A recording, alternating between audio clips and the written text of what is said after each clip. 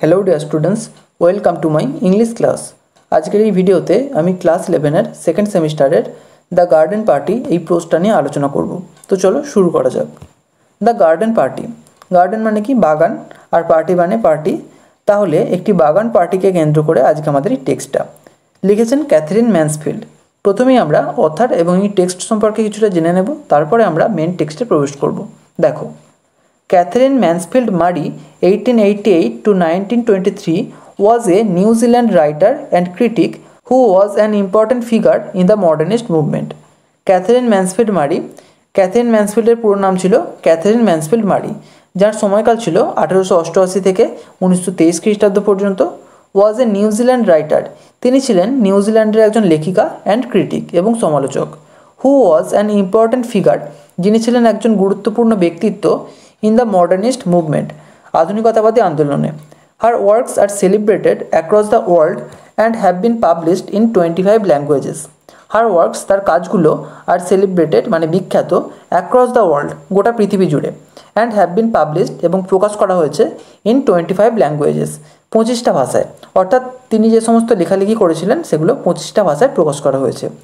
The Garden Party by Catherine Mansfield is a modernist short story published in 1922, first serialized in newspapers and later published in a collection titled The Garden Party. The Garden Party by Catherine Mansfield. Catherine Mansfield এর লেখা The Garden Party is a modernist short story. এটা একটা আধুনিকতাবাদী ছোট গল্প, published in 1922, যেটা 1922 সালে প্রকাশ পেয়েছিল।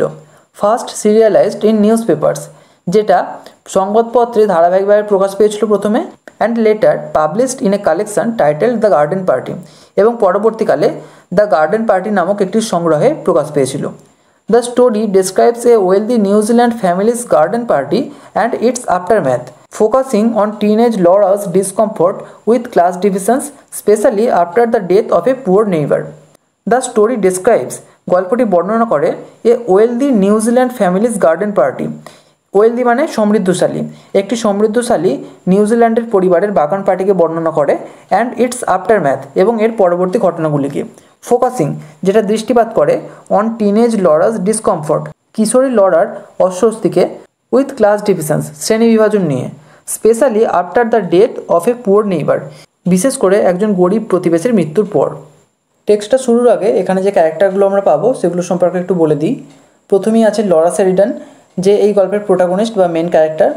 এরপর পাবো মিস্টার শেরিডানকে, যে লরা শেরিডানের বাবা। তারপর আছে মিসেস শেরিডান, যিনি লরা শেরিডানের মা। এরপর আমরা লরার একজন ভাইকে দেখতে পাবো, যার নাম লরি শেরিডান। আর আছে লরার দুজন বোন, একজন মেগ শেরিডান আর একজন জোস শেরিডান। এরপর আমরা দুজন সার্ভেন্ট বা চাকরকে দেখতে পাবো, একজন হলো সেদি আর একজন হান্স। এরপর একজন নেইবার বা প্রতিবেশীকে আমরা পাবো এই গল্পে, যার নাম মিস্টার স্কট। এই প্রতিবেশী কিন্তু এই গল্পে মারা যাবেন। যদিও এই গল্পটা থার্ড পার্সন ন্যারেটিভে লেখা হয়েছে, তাও এই গল্পের প্রধান চরিত্র বা লরা শেরিডানের মধ্য দিয়ে এই গল্পের লেখিকা ক্যাথরিন ম্যানসফিল্ড কিন্তু নিজের জীবনকেই বা নিজের জীবনের সমস্ত কথাগুলোকে কিন্তু ফুটিয়ে তোলার চেষ্টা করেছেন। তো চলো টেক্সট আমরা শুরু করি। And after all the weather was ideal, এবং যাই হোক আবহাওয়াটা আদর্শ ছিল। আইডিয়াল মানে আদর্শ। They could not have had a more perfect day for a garden party if they had ordered it. They could not have had, তারা পেতেন না, এ মোর পারফেক্ট ডে, আরও উপযুক্ত একটা দিন, ফর এ গার্ডেন পার্টি, একটা গার্ডেন পার্টির জন্য, if they had ordered it, যদি তারা চাইতেনও। Windless, warm, the sky without a cloud, আবহাওয়াটা কেমন ছিল? উইন্ডলেস মানে খুব জোরে বাতাস বইছিল না, ওয়ার্ম উষ্ণ, the sky without a cloud মেঘহীন আকাশ। Only the blue was veiled with a haze of light gold. Only the blue, শুধুমাত্র আকাশের নীল রঙটা, ওয়াজ ভেল্ড মানে ঢাকা পড়েছিল, with a haze of light gold, haze মানে আভা, আর লাইট গোল্ড বলতে সূর্যের আলোর যে সোনালি রঙ সেটাকে বোঝানো হয়েছে। তাহলে আকাশের নীল রঙটা সূর্যের আলোর সোনালি রঙে ঢাকা পড়েছিল। As it is sometimes in early summer, যেন দেখে মনে হচ্ছিল গ্রীষ্মের শুরুর দিক। The gardener had been up since dawn. The gardener মানে বাগানের মালিক, হ্যাড বিন আপ কাজ শুরু করে দিয়েছিল, সিন্স ডন ভোর থেকেই। Mowing the lawns and sweeping them. Mowing the lawns, lawn মানে ঘাসে আবৃত জমি, আর মু মানে ছাঁটা, ঘাসে আবৃত জমিটাকে ছেঁটে, অ্যান্ড সুইপিং দেম, এবং সেগুলোকে ঝাঁট দিয়ে। Until the grass and the dark flat rosettes where the daisy plants had been seemed to shine. Until the grasses, যতক্ষণ না ওই ঘাসগুলো, and the dark flat rosettes, এবং ওই লনের যে সমস্ত জায়গাগুলো বেশি ঝোপঝাড় হয়েছিল, যতক্ষণ না সেই জায়গাগুলোকে ছাঁটা হলো এবং ছাঁট দেওয়া হলো। হোয়ার the daisy plants had been seemed, যেখানে ডেইজি গাছগুলোকে হ্যাড বিন সিমড মানে মনে হচ্ছিল টু সাইন চকচক করছে, অর্থাৎ ওই ডেইজি গাছগুলো যতক্ষণ না চকচক করে উঠলো ততক্ষণ সেখানে ঘাসগুলোকে ছাঁটা হলো এবং ছাঁট দেওয়া হলো।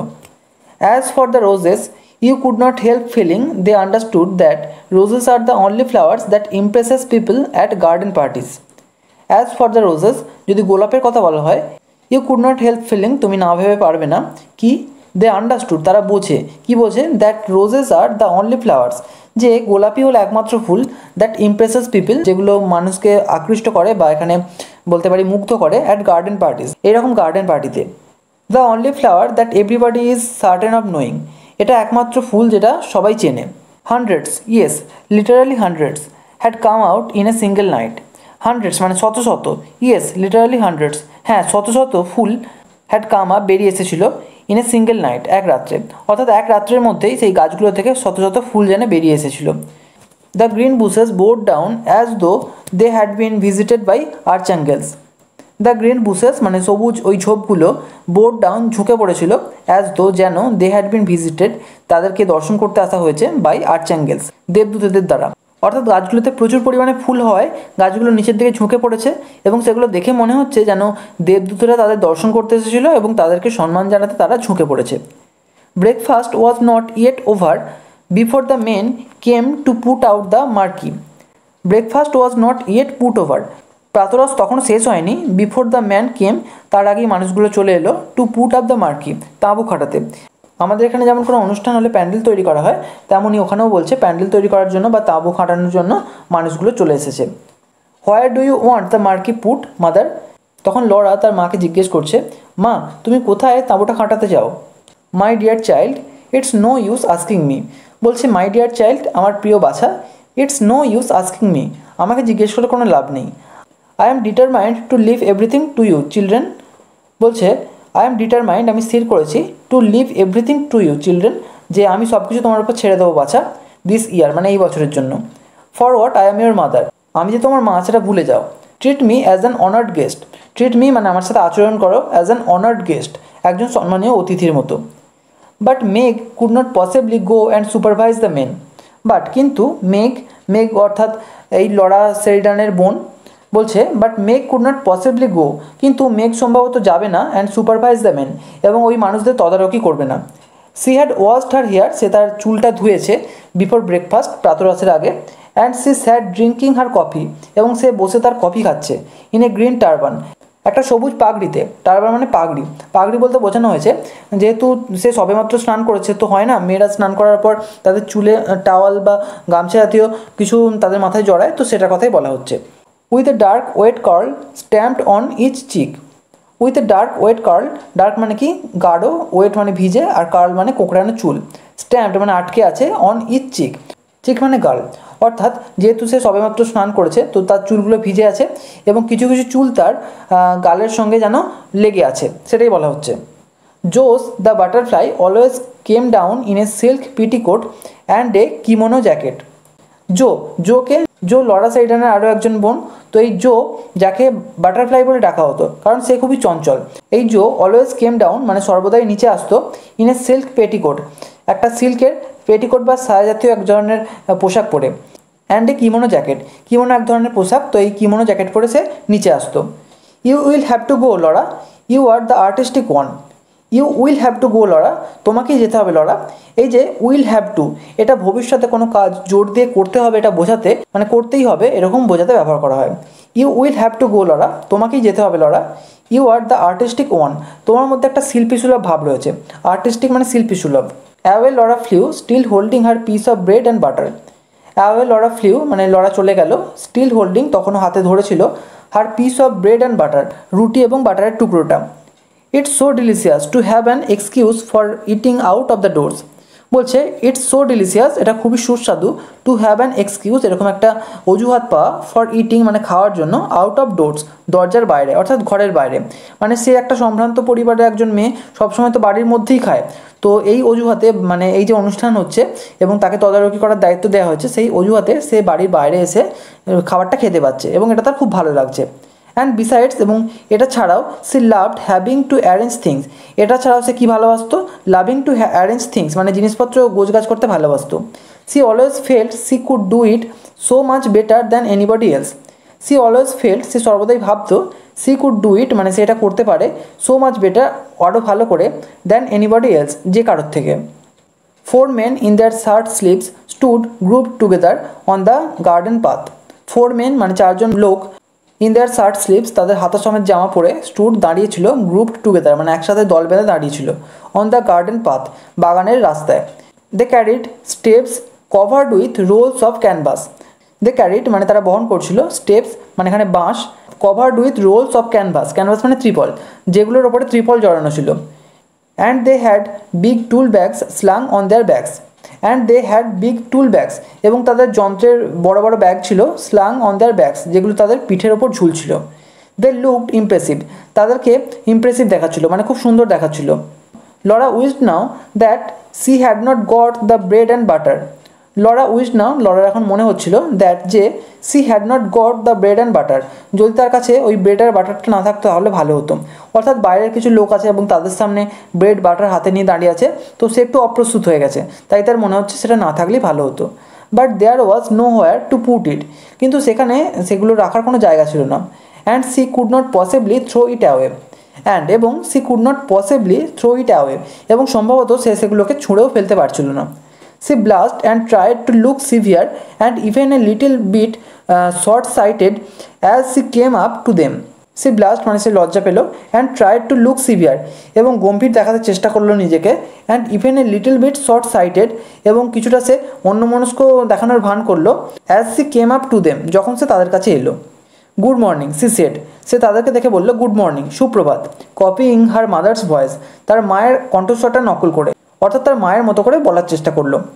But that sounded so fearfully affected, but কিন্তু that sounded so fearfully affected, সেটা খুবই ভয়ঙ্কর শোনালো, মানে সে তার মায়ের মতো করে বলার চেষ্টা করলো কিন্তু সেটা মোটেই ভালো হলো না, সেটা খুব ভয়ঙ্কর শোনালো। দ্যাট সি ওয়াজ অ্যাসেমড, এতটাই ভয়ঙ্কর শোনালো যে সে লজ্জিত হয়ে গেল। And stammered like a little girl, এবং একজন ছোট্ট মেয়ের মতো স্ট্যামার্ড বা তোতলাতে শুরু করলো। ও এর হ্যাভ ইউ কাম, ও আচ্ছা আপনারা এসেছেন। It is about the marquee, আপনারা কি তাঁবু কাটাতে এসেছেন। That's right miss, said the tallest of the men. That's right miss, আপনি ঠিক বলেছেন miss, said the tallest of the men, ওই লোকগুলোর মধ্যে যে সবচেয়ে টলেস্ট বা লম্বা ছিল সে উত্তর দিল। এই লোকটির আরও পরিচয় দেওয়া রয়েছে দেখো, এ ল্যাঙ্কি, ল্যাঙ্কি মানে রোগা চেহারার। ফ্রেকেলড ফেলো, ফ্রেকেলড বলতে অপরিষ্কার, অর্থাৎ অপরিষ্কার একজন মানুষ, মানে তার জামাতে কিছু নোংরা লেগে রয়েছে, যার জন্য এই বিশেষণটি ব্যবহার করা হয়েছে। And he shifted his tool bag, এবং সে তার ওই যন্ত্রাংশের ব্যাগটি এক জায়গায় রাখলো। Knocked back his straw hat and smile down at her, knocked back his straw hat, তার বেতের টুপিটা নামিয়ে রাখলো, and smile down at her, এবং তার দিকে তাকে হাসলো। দ্যাটস অ্যাবাউট ইট, হ্যাঁ আমরা ওটাই করতে এসেছি, অর্থাৎ ওই তাঁবু খাটাতে এসেছি। হি smile was so easy so friendly that Laura recovered, he smile মানে তার হাসিটা ওয়াজ সো ইজি এতটাই সহজ ছিল, সো ফ্রেন্ডলি এতটাই বন্ধুত্বপূর্ণ ছিল, দ্যাট লরা রিকভার্ড মানে লরা আগের মতো স্বাভাবিক হয়ে গেল, অর্থাৎ কিছুটা সে অপ্রস্তুত হয়ে গিয়েছিল, সে আবার স্বাভাবিক হয়ে গেল। What nice eyes he had, তার চোখগুলো কি সুন্দর, স্মল মানে ছোট, but such a dark blue, কিন্তু গাঢ় নীল রঙের, অর্থাৎ বিশ্বের বিভিন্ন প্রান্তের মানুষের মধ্যে বিভিন্ন রকমের পার্থক্য লক্ষ্য করা যায়, যেমন এনার চোখগুলো নীল রঙের। And now she looked at the others, এবং এখন সে অন্যান্যদের দিকেও তাকালো, অর্থাৎ অন্যান্য লোকেদের দিকেও তাকালো। দে আর স্মাইলিং টু, তারাও হাসছিল। Cheer up we won't bite, cheer up আনন্দ করুন, উই ওন্ট বাইট আমরা কোনো ক্ষতি করব না। Their smile seem to say, their smile অর্থাৎ তাদের হাসি দেখে সিম মনে হচ্ছিল টু সে মানে তারা বলতে চাইছে, কি বলতে চাইছে, চিয়ার আপ মানে আনন্দ করুন, উই ওন্ট বাইট আমরা ক্ষতি করব না, অর্থাৎ আমরা ক্ষতি করতে আসিনি।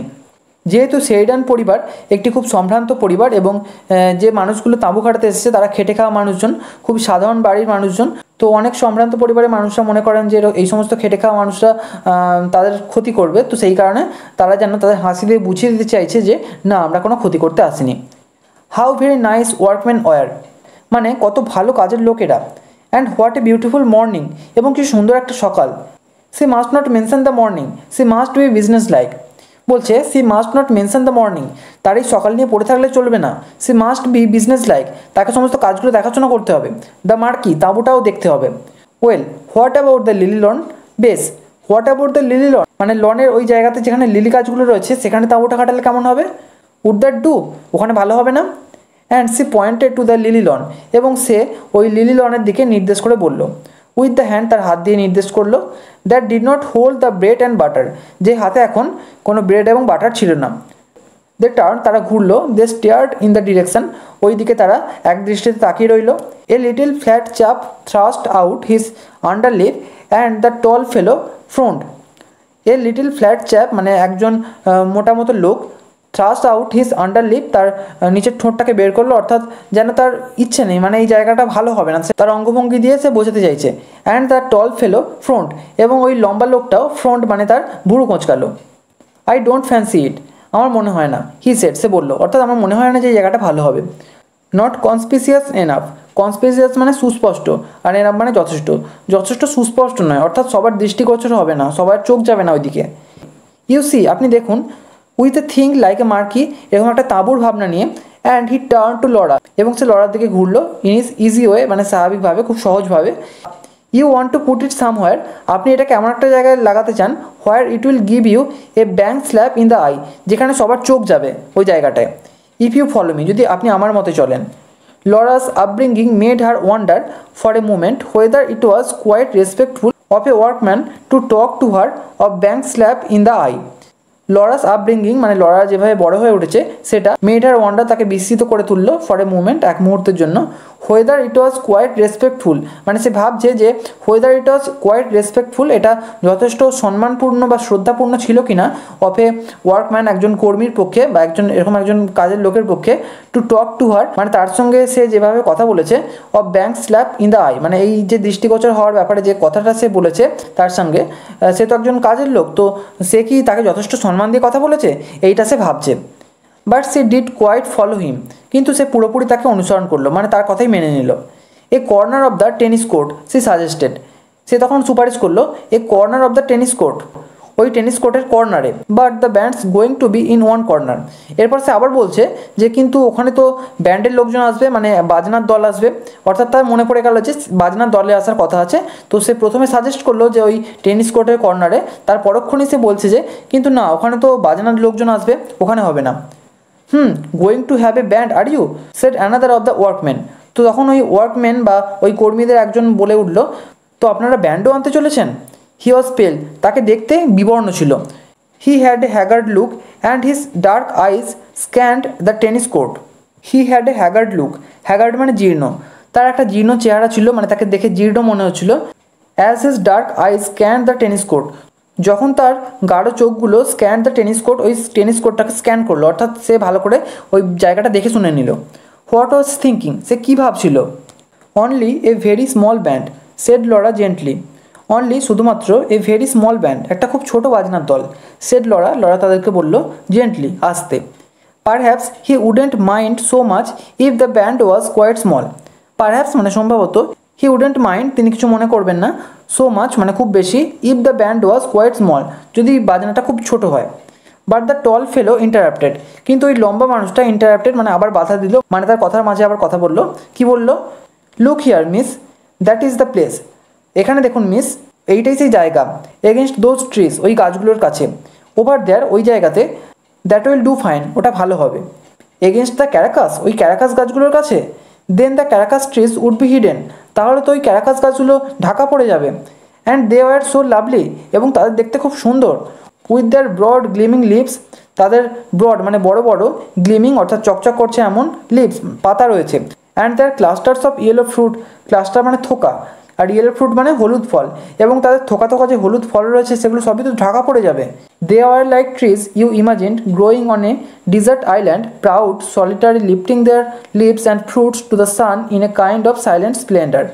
দে আর লাইক ট্রিজ মানে ওগুলো সেই ধরনের গাছ, ইউ ইমাজিন আপনারা কল্পনা করবেন, growing on a desert island, একটা নির্জন দ্বীপে যেন বেড়ে উঠছে, প্রাউড মানে গর্বিত, সলিটারি একাকী বা নির্জন, লিফটিং দেয়ার লিভস তাদের পাতাগুলোকে তুলে রেখেছে, অ্যান্ড ফ্রুটস এবং ফলগুলোকে, টু দ্য সান সূর্যের দিকে, in a kind of silent splendour মানে নীরব সৌন্দর্যের মতো করে। Must they be hidden by a marquee, তাদের কি তাঁবু দিয়ে ঢেকে দেওয়া উচিত হবে? এই অবধি আজকে শেষ করছি, নেক্সট ভিডিওতে বাকি অংশটুকু নিয়ে আলোচনা করব। এই ভিডিওটা যদি ভালো লেগে থাকে তাহলে একটা লাইক করো, আর অবশ্যই চ্যানেলটিকে সাবস্ক্রাইব করে বেল আইকনটিকে অল করে রেখো, যাতে আমাদের আগামী সমস্ত ভিডিওর নোটিফিকেশনগুলো তোমরা পেতে পারো। Thank you.